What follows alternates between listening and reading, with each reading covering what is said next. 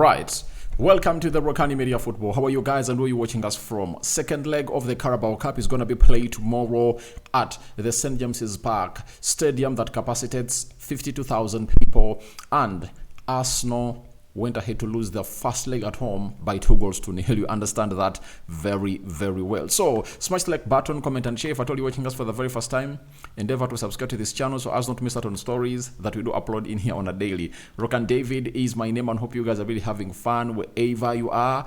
And guys, continue to subscribe to see to it that everything really goes on well as planned. Over the weekend, these two teams went ahead to obviously feature in different games altogether, and Newcastle was one of those teams that lost to Fulham at home by 2-1. That gives Arsenal a little bit of confidence that they might obviously show up and obviously put in a very big shift to see to it that all goes on well as planned. For Arsenal, they were really triumphant and they went gung-ho on Man City, the defending champions of the Premier League, and they scored, or they put 5 goals past the side of Man City. So these two teams come in here when one lost and when went ahead obviously win with a very huge margin of 4 goals. Remember, we are powered by Mono Gadgets, dealers in brand new phones and brand new laptops, and what we are really having on the market right now are what we call the affordable smartwatches. And if at all you need any of those affordable smartwatches, note down this number and save it: +256 70 99 88 665. You will thank me later, I tell you that. You will thank me later, I tell you, my mate. So, Arsenal is having the following players out: Ben White, Tomiyasu, Bukayo Saka, and Gabriel Jesus. And Gabriel Jesus went ahead to, David Raya returned when they are playing against a team called, Man City. Remember, in the game they played last midweek against Girona, he was nowhere to be seen. Now, Sportsball tells us the following about Newcastle. Newcastle are still having Cope without Harvey Barnes, is having a muscle injury. Les Chelis is having an ACL injury. Callum Wilson has an outside chance of returning to the matchday squad. That is it, after having 8 weeks out of the hamstring. Then Nick Pope was watched on the substitute in the last 2 games since recovering from any injury that kept him sidelined for 11 matches.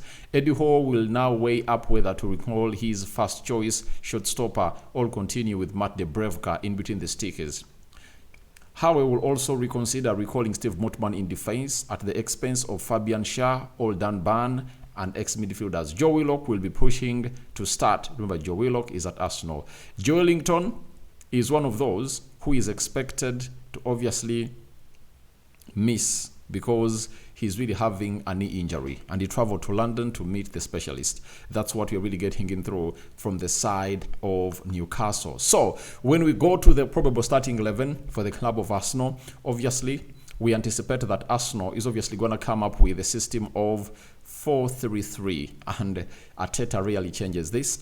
And let's see who is obviously going to be starting and who is obviously not going to be starting. In goal, obviously it's going to be none other than David Raya. David Raya is going to be in between the stitches. He looked very, very good when Arsenal was playing against Man City. He made 3 good saves, and I call them worldies because they kept Arsenal so much into the game. If he never came up and obviously put up that fight, Arsenal wouldn't have gone ahead to really get themselves into the lead of 2-1, 3-1, 4-1, up to 5-1. Right back, I see Julian Timber coming in through to obviously embrace that position because Arteta knows that he needs to go with full energy to play this kind of game of football. As when you look at the fixtures of Arsenal,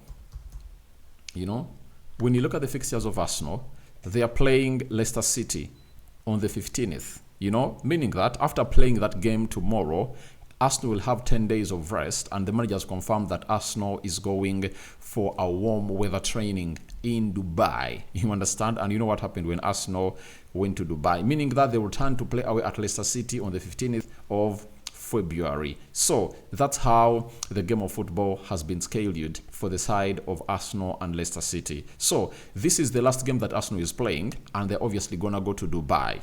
You understand? So when they go to Dubai, they'll obviously try to improve their team and obviously get back to where they deserve to be. But that means if this is the last game they're playing, they're obviously going to put in a very huge shift to see to it that all goes in their favor. Left back, I know it's going to be Ricardo Carafiori. He never started in the game of Man City. He came off the bench, but when they're playing against Girona, he started, and then Lewis Kelly came in for him. I think Lewis Kelly might be rested a little bit and see to it that Carafiori takes center stage, and he might be having Lewis Kelly as one of those players he can introduce on from the bench to obviously change the game of football, because he helps you offensively and defensively. Central defense, no doubts about what we know. It's going to be Saliba on the right side of the central defense and Gabriel Magalhaes on the left side of the central defense. That's how everything is obviously going to be lining up at the juncture and at the moment. That is the side of that's the side of Arsenal for you. Now, in the midfield, I think Partey deserves to get his nod again. He really looked good when they're playing against Man City. Then, Mr. Declan Rice, who was named as the man of the match, but my man of the match was Thomas Partey, alongside Thomas Partey. And then Martin Odegaard, to see to it that he plays that perfect role in there for you. Now, the front three, I play Nwaneri as a right forward for me, because I think he deserves to start in such a game, because there is one thing that he does with Odegaard. They interchange. Odegaard goes to the outside right, and then Nwaneri goes into the central axis or the right half space of the pitch. You understand? So that is how I believe this manager can obviously try to see to it that his team really goes to where he wants it to be, to put in a very big shift. Then left, I start Leandro Trossard. I start Trossard as a left forward because I know how threatful it's going to be to the side of Newcastle, and leading the line is going to be the man himself, Kai Havertz. Now, this is a game that Arsenal has to play before they go to to Dubai, and Arteta will tell his boys that the only news I want to hear is that we've gone ahead to knock out Newcastle. That is it. Because we have very many days of rest. Let's get out every tool that we have to see to it that we knock out this team. And when you look at Newcastle, we expect Pop to be in goal, Livramento right back, then Hall to be played as a left back, Butman and Fabian Schär to be played into the central defense, then Bruno Guimaraes, Sandro Tonali, and Joe Wellington, who is really doubtful, are expected to play in the midfield three. Murphy, Ishak, and Gordon will obviously lead the line for the side of Newcastle. But I tell you, I think Arsenal will win this game. I don't think that they might obviously win it with a margin that will see them go through, but I know they're really going to win this game. After winning against Man City, you see to it that they're really charged up and they can really knock out anyone. Arsenal can knock out anyone. If you doubt them, watch the space. Just watch the space on what they're going to be doing, in the next hours from now. Tomorrow, that's when Arsenal is taking on Newcastle, and it's really going to be one of those highly anticipated games that most of you are like, I want to watch this game. I want to see the result of this game. And I tell you what, you're really going to witness greatness, and my prediction is an Arsenal win. I'm not going to let you know what the goals are really going to be, but I think Arsenal is going to win this game of football. If you ask me which team wants it better, I think Arsenal needs it, because they know to it that they're just 1 foot away from playing a finale, and Arteta believes that if they win a Carabao Cup, it will obviously jumpstart them to see to it that they obviously fight hard for the Premier League and the Champions League, because this Carabao Cup finale is played either towards the end of February or March, at the start of March. You understand? So it comes that early. So we are waiting to see how things happen. But that is my probable starting 11. Tell me your thoughts on who you want out